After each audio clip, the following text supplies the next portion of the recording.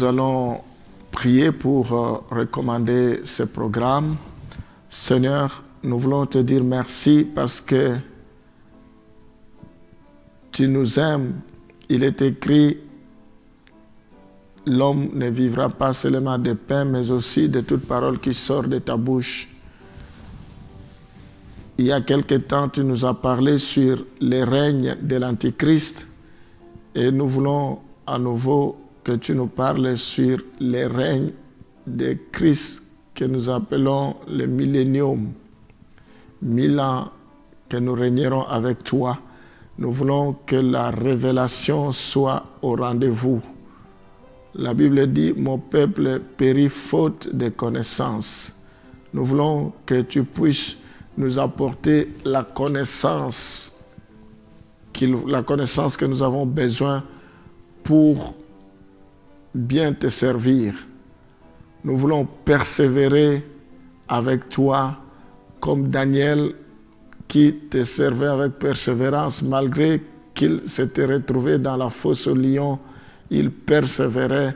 C'est à cause de son intégrité, de sa crainte, de sa persévérance que tu l'as secouru.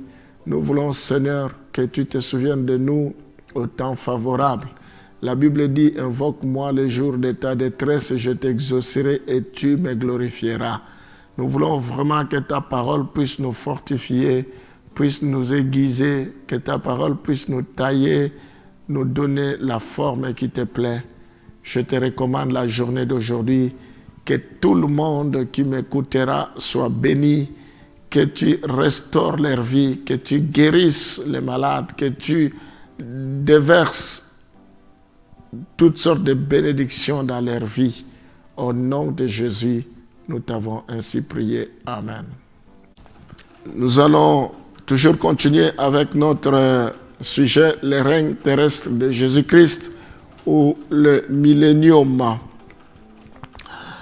Nous allons lire Apocalypse chapitre 20, le verset 4.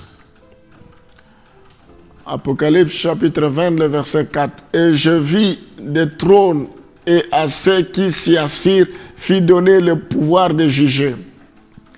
Et je vis les âmes de ceux qui avaient été décapités à cause du témoignage de Jésus et à cause de la parole de Dieu et de ceux qui n'avaient pas adoré la bête ni son image et qui n'avaient pas reçu la marque sur leur front et sur leurs mains. Ils revinrent à la vie et ils régnèrent avec Christ pendant 1000 ans. Nous voyons dans ce passage, avant le début de ce règne, les croyants d'avant Jésus-Christ, les rachetés du temps de l'Église, ainsi que les saints de la grande tribulation ressuscitent. Donc, il y a des catégories de chrétiens qui vont ressusciter, comme je le disais tantôt, notamment les croyants avant Jésus-Christ, notamment les rachetés du temps de l'Église, ainsi que les saints de la grande tribulation. Ceux qui n'ont pas cédé pendant la grande tribulation, ils ressuscitent. Et le verset 6 de 20, la Bible nous dit, Apocalypse 20, le verset 6, nous voyons, c'est là où la Bible dit, heureux et saints ceux qui ont part à la première résurrection. Donc, nous devons viser la première résurrection. Et nous pouvons compléter cela avec 1 Corinthiens chapitre 15, le verset 22 à 23. Et comme tous meurent en Adam, de même aussi tous revivront en Christ, mais chacun en son rang. Christ comme prémisse, puis ceux qui appartiennent à Christ lors de son avènement. Une chose est vraie, la mort a été vaincue. Une chose est vraie que nous devons savoir, notre vie ne s'arrête pas après la mort. Il y a la vie. Nous ressusciterons.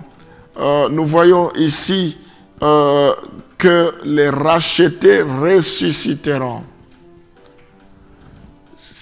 Tout le monde ressuscitera, mais d'abord les rachetés, ceux qui sont dans le Seigneur, ils ressusciteront premièrement. C'est comme ça la Bible dit, heureux et saints, ceux qui ressusciteront premièrement lors de la première résurrection.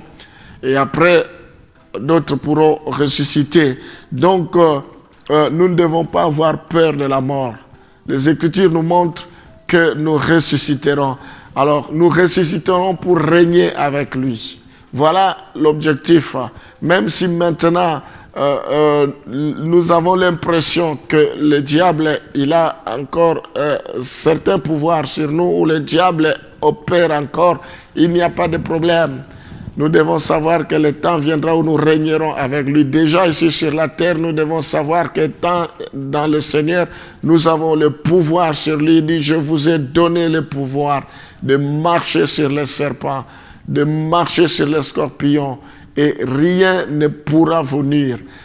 Avec Dieu, nous ferons des exploits. La Bible dit, celui qui est en nous, il est plus fort que celui qui est sur la terre. Nous sommes là pour détruire les œuvres du diable. Nous sommes là pour lui résister. Nous sommes là pour dénoncer tous les plans, le complot de l'ennemi. La Bible dit, le voleur ne vient que pour voler, pour égorger et pour détruire. Moi, je suis venu pour que mes brebis aient la vie, et cela en abondance. C'est Jésus qui nous donne la force. C'est Jésus qui nous donne sa vie. Nous allons prier pour que nous soyons de ceux qui vont régner avec le Seigneur. Oh Père, que rien ne nous fasse peur. Nous sommes prêts à subir des souffrances. Nous sommes prêts à être persécutés. Nous sommes prêts à advienne que pourra, parce que nous savons que tu ne nous abandonneras pas, parce que nous savons que tu nous ressusciteras, parce que nous savons que nous régnerons avec toi. Oh, qu'est-ce que le monde peut nous offrir? Le monde avec sa convoitise passera, mais toi tu ne passeras pas. Seigneur, nous rêvons ce jour-là de pouvoir régner avec toi. Nous rêvons ce jour-là. Nous voulons de ceux qui vont persévérer jusqu'à la fin. Je prie pour que nous puissions nous affectionner aux choses d'en haut, mais non aux choses terrestres, parce que les choses terrestres sont passagères, mais les choses célestes sont éternelles. Seigneur, nous voulons demeurer fidèles. Nous voulons, Éternel, nous accrocher à toi, parce que le diable n'est pas content que nous puissions te servir. C'est pourquoi il cherchera à tout prix de s'attaquer à nous, mais nous n'avons rien à craindre, parce que nous avons la victoire sur la croix. Tu as dit, j'ai vaincu le monde. Sur la croix, tu as dit, tout est accompli. Tu as dit, ne craignez rien. Merci, parce que avec toi, nous sommes plus que vainqueurs. Sois loué à jamais dans le nom de Jésus. Amen.